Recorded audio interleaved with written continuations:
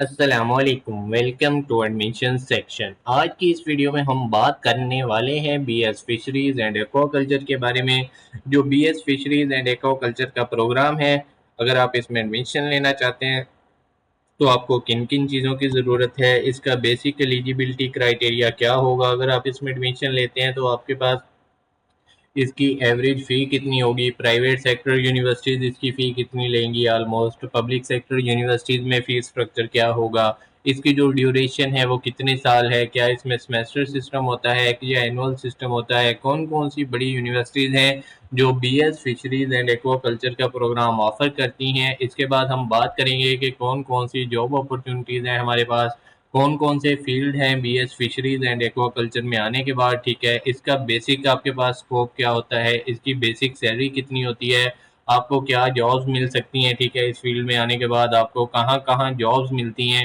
اور ہم بات کریں گے کہ اگر آپ B S fisheries and aqua culture کا پروگرام کر لیتے ہیں تو کیا اس فیلڈ کا ڈبل پوٹینشیل ہے، یعنی کہ آپ اپنی جاب بھی کر سکتے ہیں اور ساتھ ہی ساتھ آپ اپنا کوئی بزنس بھی کر سکتے ہیں اس ڈگری کی بیسس پہ، ٹھیک ہے۔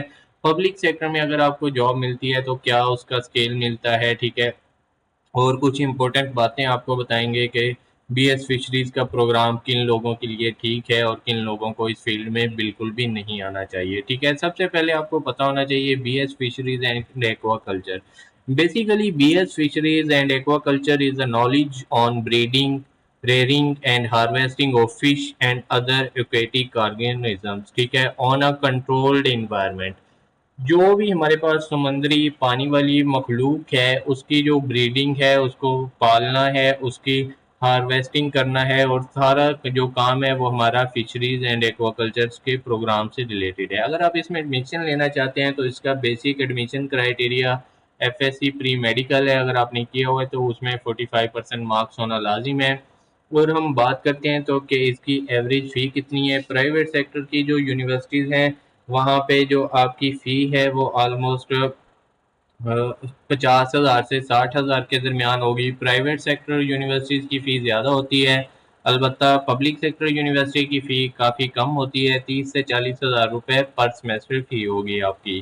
اگر آپ ڈیوریشن کی بات کریں تو اس کی ڈیوریشن 4 سال ہے، 4 سال میں آپ سے 8 سیمیسٹر کا ایگزام لیے جاتے ہیں، 8 سیمیسٹر میں 6 مہینے کا ایک سیمیسٹر ہوتا ہے، ہر سیمیسٹر میں آپ سے مڈ ٹرم ایگزام لیے جاتے ہیں، پھر فائنل ٹرم ایگزام لیے جاتے ہیں اور آپ کو نیکسٹ سیمیسٹر میں پروموٹ کر دیا جاتا ہے۔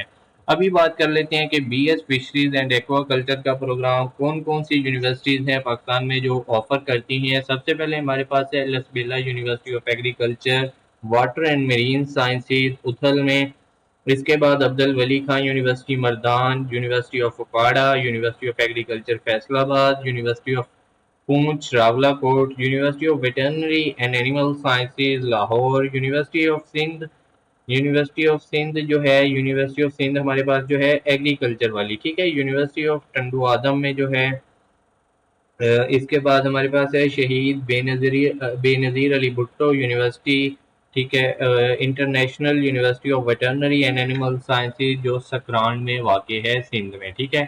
یہ کچھ بڑی بڑی جو یونیورسٹیز آپ کو بتائی ہیں، اگر آپ ان میں ایڈمیشن لیتے ہیں تو یہ ایچ ای سی ریکگنائز یونیورسٹیز ہیں، بڑی بڑی یونیورسٹیز ہیں۔ ابھی بات کرتے ہیں کہ فشریز کا پروگرام کرنے کے بعد آپ کے پاس جاب کیریئر کیا ہوگا، امپلائمنٹ ایریاز کون کون سے ہوں گے، فیلڈ کون کون سے ہیں، کہاں کہاں آپ کو جابز ملتی ہیں، ٹھیک ہے، اس فیلڈ میں آنے کے بعد آپ کے پاس کون کون سی اپورچونٹیز ہیں، ٹھیک ہے۔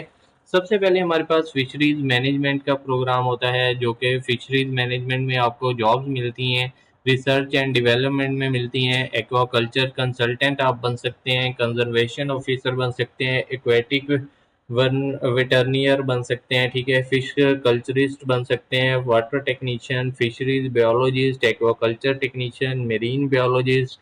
سب سے زیادہ جو فشریز کا ڈپارٹمنٹ ہے وہاں پہ آپ کو جاب ملتی ہیں۔ سیکنڈ نمبر پہ پاکستان کا جو وائلڈ لائف کا پروگرام ہے وہاں پہ آپ کو ملتی ہیں، جو سی کا ہے وہاں پہ ملتی ہیں، آپ کو وائلڈ لائف بیولوجسٹ بن جاتے ہیں، ٹھیک ہے، ہیچری مینیجر بن جاتے ہیں، سپروائزر آپ بن سکتے ہیں، سیڈ گروور بن سکتے ہیں۔